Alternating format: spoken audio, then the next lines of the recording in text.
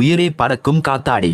60 வருட மேடை பயணத்திலும் காத்தாடி ராமமூர்த்தியின் ஆர்வம் குறையாமல் உள்ளது. கல்லூரி நாடகத்தில் நடிப்பதில் இருந்து வீட்டு பெயராக மாறுவது வரை காத்தாடி ராமமூர்த்தியின் 6 தசாப்த கால மேடை வாழ்க்கை மாயாஜாலமானது. 1953ஆம் ஆண்டு கோடையில் கும்பகோணத்தில் உள்ள பானதுரை உயர்நிலைப் பள்ளியில் 10ஆம் வகுப்பு தேர்வை முடித்த 15 வயது சிறுவனை அவரது மாமா ஆர் ரகுநாதன் மயிலாப்பூரில் உள்ள விவேகானந்தா கல்லூரியில் உயர்கல்வியை தொடர மெட்ராஸுக்கு வருமாறு கேட்டுக்கொண்டார். அப்போது அவர் ரயிலில் ஏறும்போது அவரது மாமாவின் உத்தரவு அவரது வாழ்க்கையை மாற்றப் போகிறது என்பதை அவர் அறிந்திருக்கவில்லை.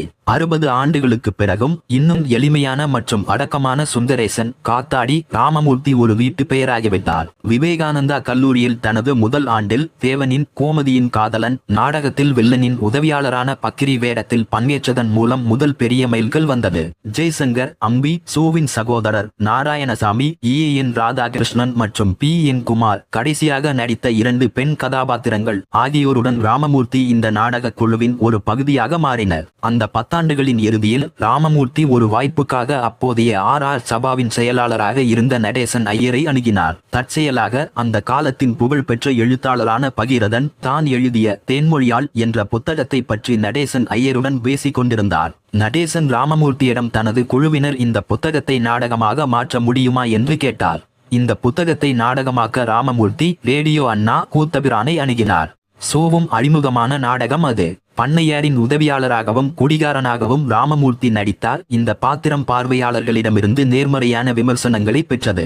1965ஆம் ஆண்டில் ராமமூர்த்தி தனது தயாரிப்பு நிறுவனமான Stage Creations Sivaji Chaturvedi, T Sundararajan மற்றும் பாபி ரகுநாதன் ஆகியோருடன் தொடங்கினார். அவர்கள் தங்கள் முதல் ஸ்கிரிப்டை தேடிக்கொண்டிருந்த போது ஆரவல்லி ஈஸ்வரன் சூழ்நிலை நகைச்சுவை எழுத்தாளராக நன்கு அறியப்பட்ட இந்துவின் கோதண்டராமனை தொடர்பு கொள்ள பரிந்துரைத்தார். ராமமூர்த்தி கோதண்டராமனை அழைத்து காசி என்று வாழ்த்தப்பட்டார். இது மக்கள் அவரை கவனிக்கிறார்கள் என்ற நம்பிக்கையை அவருக்கு அளித்தது. கோதண்டராமனின் ஸ்கிரிப்டை ராமமூர்த்தி விரும்பினார். அவரது குழு மயிலாப்பூர் ஃபைன் ஆர்ட்ஸில் இணை இல்லா ஜோடி வழங்கியது. 2வது முறையாக காத்தாடி ராமமூர்த்தியின் வாழ்க்கையில் இந்து இணைப்பு முக்கிய பங்கு வகித்தது. ராமமூர்த்தி தான் விசுவை தௌரி கல்யாண வைபோகமே படத்தில் ஒரு இயக்குநராக அறிமுகப்படுத்தினார். தெல்லி கணேஷும் இதில் அறிமுகமானார். அடுத்த 10 ஆண்டுகளில் விசுவும் காத்தாடியும் இணைந்து சிரித்து கொண்டு அழுகிறோம், சத்யவான் வாஸ் சாவித்திரி மற்றும் பட்டின பிரவேசம் போன்ற வெற்றிகரமான நாடகங்களில் இணைந்து பணியாற்றினார்கள்.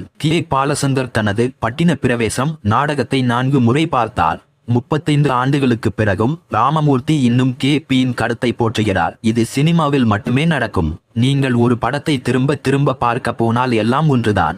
நான் நாடகத்தை 4 முறை பார்த்திருக்கிறேன். ஒவ்வொரு முறையும் ஆரம்பம் முதல் முடிவு வரை ஒவ்வொரு காட்சியும் முற்றிலும் ஒரே மாதிரியாகவே காட்டப்பட்டுள்ளது. இதற்கு முன்பு ஒரு நாடகத்தில் இதுபோன்ற ஒரு விஷயம் நடப்பதை நான் பார்த்ததில்லை. அவ்வளவு துல்லியம். குழுவின் பல கலைஞர்களை பயன்படுத்தி இந்த நாடகத்தை அதே பெயரில் திரைப்படமாக மாற்றினார். தெல்லி கணேசன் இந்த படத்தில் அறிமுகப்படுத்தப்பட்டார். காத்தாடி ராமமூர்த்தி இன்னசென்ட் தண்டபாணி என்ற தனது பாத்திரத்தை மீண்டும் படத்தில் நடித்தார். அவர் நடித்த 75 படங்களில் காத்தாடி இந்த பாத்திரத்தை அவருக்கு மிகவும் பிடித்தமானதாக கருதுகிறார்.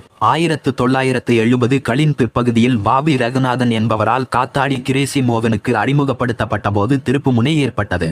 1982ஆம் ஆண்டு தூர்தர்ஷனில் 3 பாகங்களாக ஒளிபரப்பான கிரேசி மோகனின் ஐயா அம்மா அம்மா என்ற தொடரில் ராமமூர்த்தி ரகுபதி என்ற கீழ்ப்படிதலுள்ள கணவராக நடித்தார். மனைவியின் அறிவுறுத்தலின்படி தனது பொருளாதாரத்தை மேம்படுத்துவதற்காக நள்ளிரவு எண்ணெயை எரிக்கும் ஒரு கீழ்ப்படிதலுள்ள கணவர் அவருக்கு பதவி உயர்வு கிடைக்க வேண்டும் என்று விரும்புகிறார். முதல் பகுதியில் பொறுப்பற்ற இளங்கலை வேடத்திலும் பின்னர் திருமணத்திற்கு பிறகு தனது மனைவிக்கும் தாய்க்கும் இடையில் சிக்கிக் கொள்ளும் ஒரு மனிதனாகவும் ராமமூர்த்தி இந்த கதாபாத்திரத்தை மறக்க முடியாததாக மாற்றினார். கிரேசி மோகனின் அழகாக வடிவமைக்கப்பட்ட ஸ்கிரிப்டை மேம்படுத்திய அவரது உரையாடல் 1980களில் ஒரு கிராஸாக மாறியது. அதற்கு ஒரு எடுத்துக்காட்டு இந்திய பொருளாதாரம் சிறந்த பொருளாதாரம். காத்தாடி ராமமூர்த்தி ரகுபதியின் நடிப்பை உலகளவில் அவரது மிகவும் பாராட்டப்பட்ட பாத்திரம் என்று குறிப்பிடுகிறார். ஒருமுறை அமெரிக்கா சென்றிருந்த போது இந்திய பொருளாதாரம் எப்படி இருக்கிறது என்று ஒருவர் அவரிடம் கேட்டார். இந்திய பொருளாதாரத்தின் தற்போதைய நிலைக்கும் தனக்கும் எந்த சம்பந்தமும் இல்லை என்றும் தனது மகள்களை பார்க்க அங்கு வந்ததாகவும் ராமமூர்த்தி பதிலளித்தார். அந்த நபரின் பதில் அவரை சிலிர்க்க வைத்தது.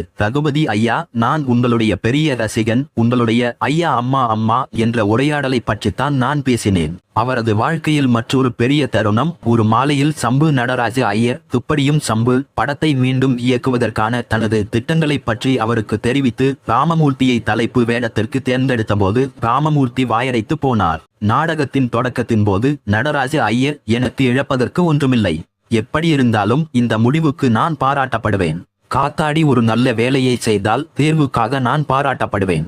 அவர் தோல்வியுற்றால் நடராஜ ஐயரை யாராலும் ஒப்பிட முடியாது என்று மக்கள் என்னை புகழ்வார்கள் என்று நகைச்சுவையாக கூறினார். நாடகம் முடிந்ததும் நீ என்னை விட சம்புவை மிகவும் சிறப்பாக நடித்திருக்கிறாய்.